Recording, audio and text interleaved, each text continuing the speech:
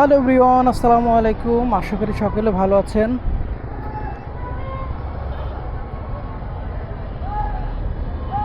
আজকে আমি এখন পুরান ঢাকা তাঁতীবাজারের ওখানে আছি। এখান থেকে আমি মালিবাগ যাব। তো সেক্ষেত্রে এদিকে প্রচুর গাড়ির চাপ থাকে। তো এই গাড়ির চাপের মাঝে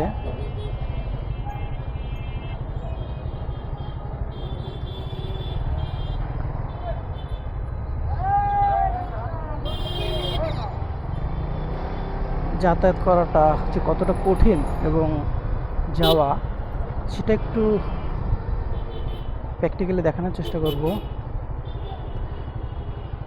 কারণ এত গাড়ির মাঝে একটা গাড়ির পাশ দিয়ে আরেকটা গাড়ি যাওয়া এবং একটা সেফ সাইড নিয়ে চলা খুবই রিস্ক আর কি। এদিকটায় একটু জ্যাম তুলনামূলক বেশি থাকে। মোটামুটি অনেক সময় লেগে যায় আপনার তাঁতীবাজার, বংশাল, তারপরে আপনার ফুলবাড়িয়া বাস স্ট্যান্ড, এরপরে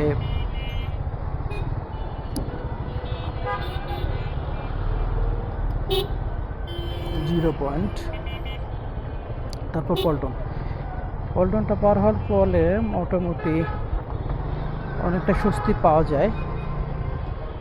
ওদিকটা জ্যাম একটু কমই থাকে।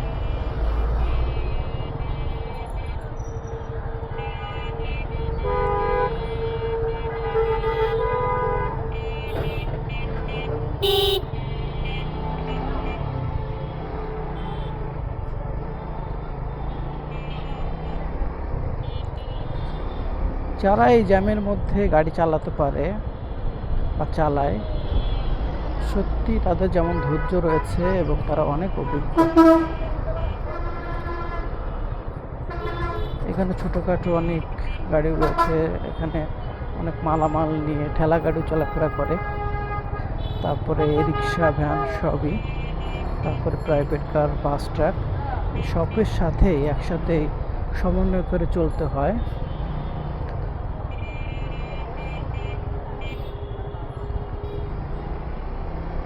আপনারা যারা ঢাকার বাইরে গাড়ি চালান, ওখানকার অভিজ্ঞতা আর ঢাকার অভিজ্ঞতা ঠিক এক না। ঢাকাতে গাড়ির অনেক প্রেশার থাকে।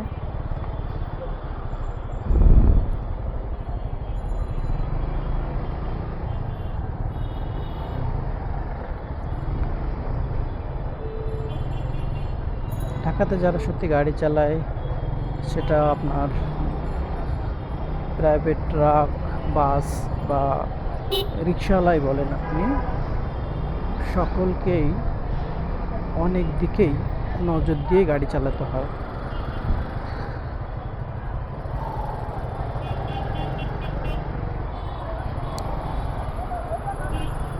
চালানোর ক্ষেত্রে অনেকে দায়িত্ব নিয়ে চালিয়ে থাকেন,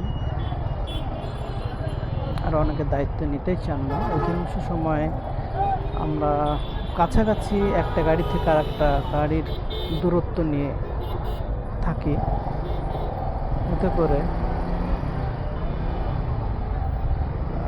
হঠাৎ করে কেউ ব্রেক করলে আরেকটা গাড়ির সাথে আর এক গাড়ির ধাক্কা লেগে যায়। সেক্ষেত্রে আমাদের উচিত একটা গাড়ি থেকে আরেকটা গাড়ি একটু দূরত্ব নিয়ে দাঁড়ানো, যাতে ইনস্ট্যান্ট ব্রেক করলে আর একটা গাড়ি ধাক্কা না খায়। তো অনেকে মনে করে এর জায়গা রাখলে তারা একটু বেশিই যেতে পারবে, সে কারণে জায়গা রাখে না এবং পরবর্তীতে অন্য গাড়ি পিছন থেকে অনেক সময় ধাক্কা দিয়ে দেয়, তখন সে তার সামনের গাড়িকে ধাক্কা দেয়। তো এদিকে একটু খেয়াল রাখা উচিত, তাহলে আমাদের সকলের চলাফেরাটা অনেক সহজ হবে এবং যে যার গাড়ির প্রতি যত্নশীল যদি হয়, যে আমার গাড়ি থেকে কেউ ধাক্কা দিলে আমার গাড়ি ক্ষতিগ্রস্ত হবে, তেমনি আমি অন্যকে ধাক্কা দিলে সে ক্ষতিগ্রস্ত হবে।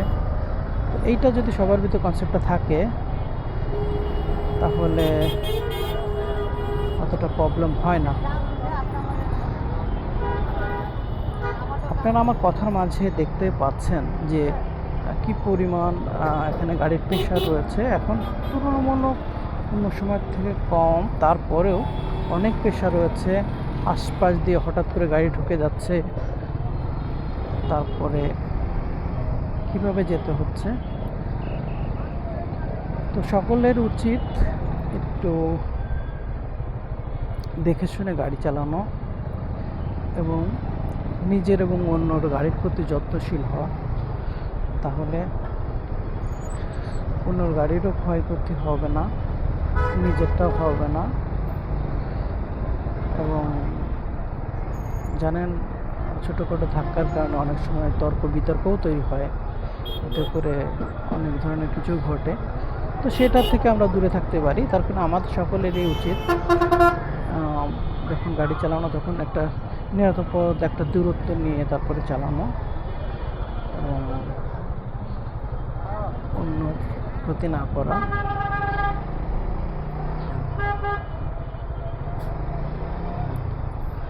এখন আমি জিপিএর সামনে, এখানে কিন্তু দেখেন প্রচুর গাড়ি চাপ রয়েছে।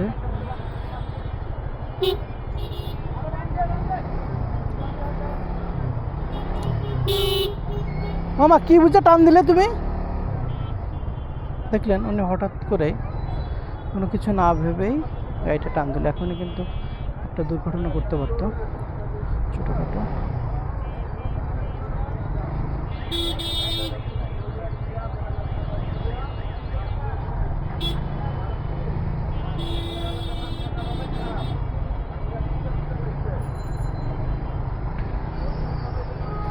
যাই হোক, যে কথা বলছিলাম,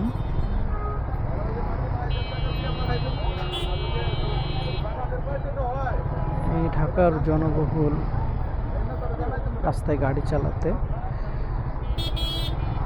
ঠান্ডা মাথায় চালাতে হবে, ট্রাফিক নিয়ম মেনে চলতে হবে, একটু দূরত্ব নিয়ে চলতে হবে।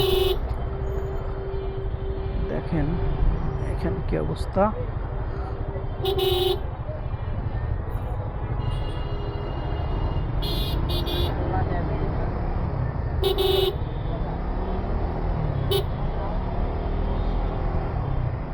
রাস্তায় যত জ্যাম থাকুক আর যে অবস্থায় থাকুক, যত গাড়ির প্রেশারই থাকুক, সকলে যদি সমান নিয়ম মেনে চলে বা মানে, তাহলে সমস্যা হয় না।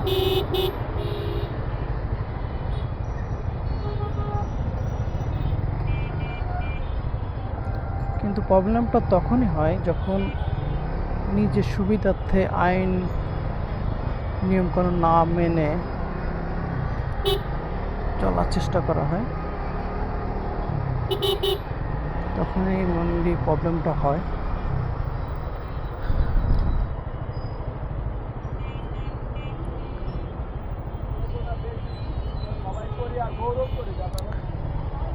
সামনেই পল্টন নেট মোড়। আমি এখন জিপিএর সামনে, কারণ এখানে জিপিওর এখান থেকে এখন সরাসরি পল্টন যাওয়া যায় না, সচিবালয়ের দিক থেকে একটা ইউটার্ন নিতে হয়।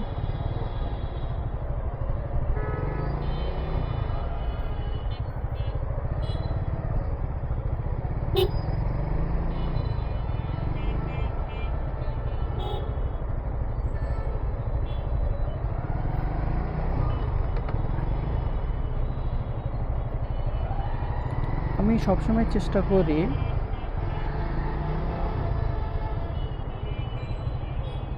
নিয়ম মেনে চলার এবং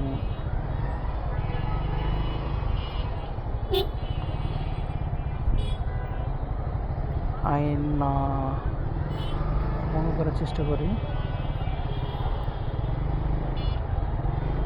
এতে করে আমি ভালো বাইকার হতে পারিনি।